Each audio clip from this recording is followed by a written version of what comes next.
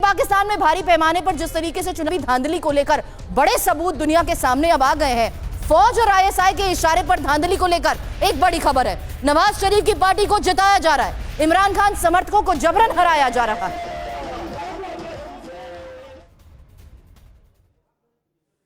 गुलाम अब्बास लाहौर से हमारे सहयोगी इस वक्त हमें ज्वाइन कर चुके हैं और साथ ही आपको इस बीच ये भी बता दूं कि कर्नल शैलेंद्र इस वक्त हमें डिफेंस एनालिसिस ज्वाइन कर रहे हैं। कर्नल शैलेंद्र, इन फैक्ट्स पर आपसे चर्चा करने से पहले, पाकिस्तान की भविष्य पर चर्चा करने से पहले मैं गुलाम अब्बास का एक क्विक अपडेट के लिए रुक कर लेती हूं, क्योंकि गुलाम अब तो एक बार फिर से सड़क पर हंगामा, और हंगामा भी इस कदर जहां पर धांधली के दुनिया के सामने सबूत आने के बाद एक बार फिर से पाकिस्तान की भविष्य पर सवाल खड़ा हो गया और इमरान की हार उसका सबसे बड़ा सबूत।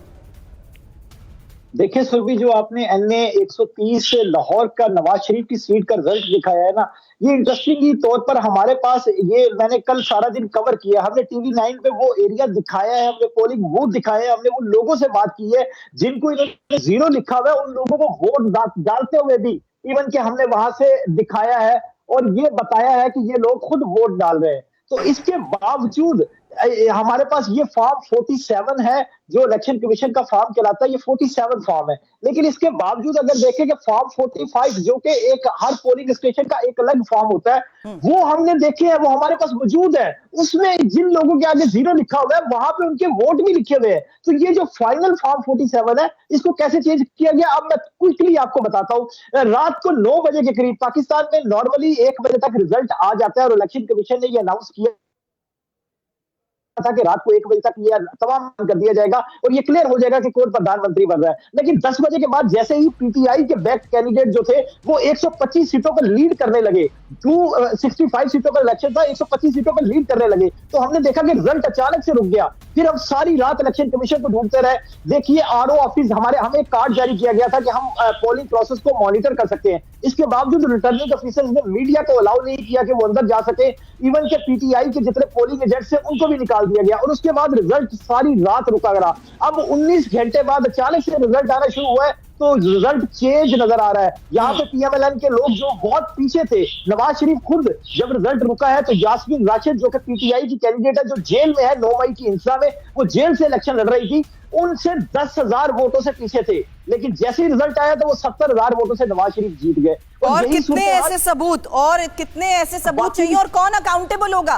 कर्नल शैलेंद्र, हम यहाँ पर राजनीतिक अस्थिरता में हो रहे चुनाव को लेकर चर्चा कर रहे थे, अर्थव्यवस्था गिर चुकी है पूरी तरह के, उसकी बात कर रहे थे। आवाम किस पर भरोसा करेगी? आम जनता किसके भरोसे रहेगी? कौन अकाउंटेबल है? और जिस तरीके से ये धांधली हो रही है, और कितने सबूत चाहिए? पहली बात, कल हमने सवेरे जब ये प्रोग्राम किया था तब ये मेरा सबमिशन था पाकिस्तानीज के लिए कि आप इस इलेक्शन में क्या ढूंढ रहे हैं, क्या ढूंढने की कोशिश कर रहे हैं कि आप अपना एक popular so called democratic prime minister बना पाएंगे। आज तक आपके यहाँ डेमोक्रेटिक प्राइम मिनिस्टर बना कौन? खबर क्या है? सुरभि जी, मैं जानना चाहता हूं, आपने ये इतना सब कुछ जो नरेट किया है, इसमें से खबर क्या है? ये तो रूटीन है। ये पाकिस्तान का अनफॉर्चुनेट, मेरे जैसे लोग बोलते हैं, अनफॉर्चुनेट कैरेक्टर है। आप बोल रहे हैं वो जस्टिस के लिए कहां जाएंगे?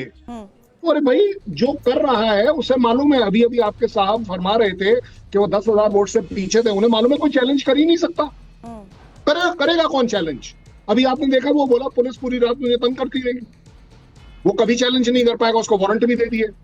देखिए, एक कंट्री कभी कभार ऊपर और नीचे हो सकता है, लेकिन जिस कंट्री का शुरू से लेकर अब तक कॉन्स्टेंटली बिल्कुल पक्के तरीके से, स्टेबल तरीके से उनका कैरेक्टर रहा है गलत करने का, दुनिया में गलत कर रहे हैं, अपने देश में गलत कर रहे हैं, अपनी आवाम के साथ गलत कर रहे हैं, और करने वाला, कल भी हमने ये बोला, is only one and that is called as army. Army army army army जो चाहे कर सकती है। और अच्छा, एक थियोरेटिकल क्वेश्चन ले लीजिए किसी से भी कि इमरान खान जीत जाते हैं, आपको लग रहा है प्राइम मिनिस्टर बन जाएंगे? चलिए छोड़ दीजिए, मैं तो कह रहा हूँ नवाज शरीफ की पार्टी जीत जाती है, आपको लगता है नवाज शरीफ प्राइम मिनिस्टर बन जाएंगे?